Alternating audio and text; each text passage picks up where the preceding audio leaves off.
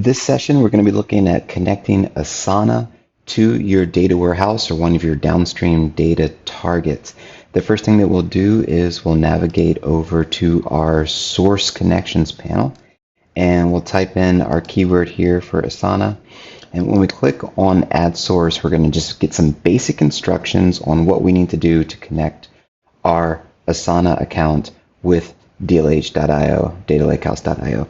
So we'll give this a name, something that's going to help us remember it in case we have multiple accounts. So let's just call this, for project management, Asana PM.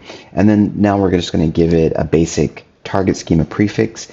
So this is really used for the cloud data warehousing aspect when we're creating a schema that's going to differentiate this connection from any other connections once that's made. So we could call this one Asana, we could call it Asana PM, similar to the alias or something different. Next, we're going to click on Authorize Your Account. This is going to allow us to connect with the Asana platform.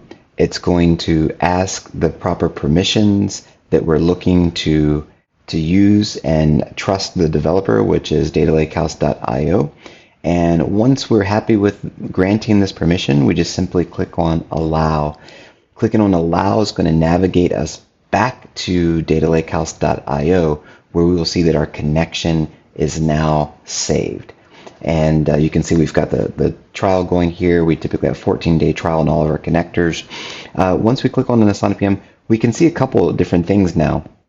We see here that we have the connection information in a little different configuration, so we could disconnect that authorization from our Asana account anytime we want, so it completely severs the link. Or if for some reason we need to reauthorize the account, we can click on this button and we simply just go through the same process. Over here in Source Schema is going to help you understand what type of information is going to be coming from the Asana account and able to be synchronized or replicated into our targets, such as Snowflake Data Warehouse, BigQuery, Redshift, Mother Duck, Databricks, and some others. So this information is going to be coming in a table format into those target destinations. And we can do a lot more from there once we have the data moving in this flow. We also have some other options that we can take a look at, but we'll save those for later. Just knowing the types of information that's going to be flowing through is what we need to know. Next, we want to go ahead and make sure we have a target connection.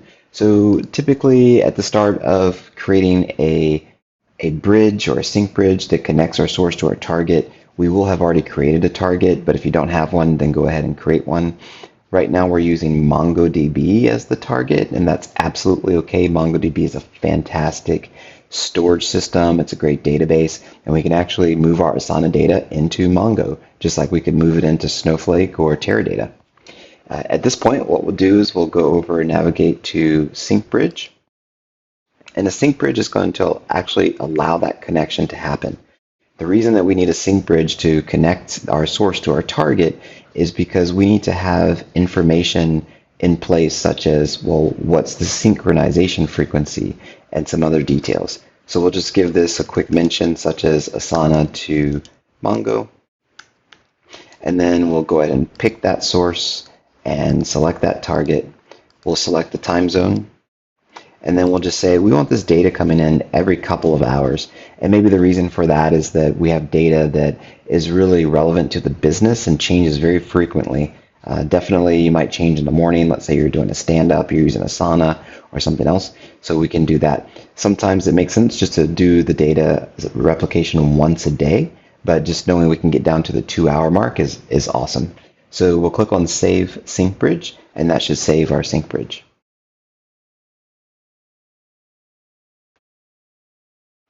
Great. Now we have our Asana source and our MongoDB target, and now it's going to run every 2 hours, and we can go ahead and kick this off if we want manually, or we can wait for the 2-hour signal to trigger behind the scenes, and that's going to run your process, your data from Asana Sync to MongoDB every 2 hours. Thanks, guys, and check out some of our other videos for more information and more connector insights.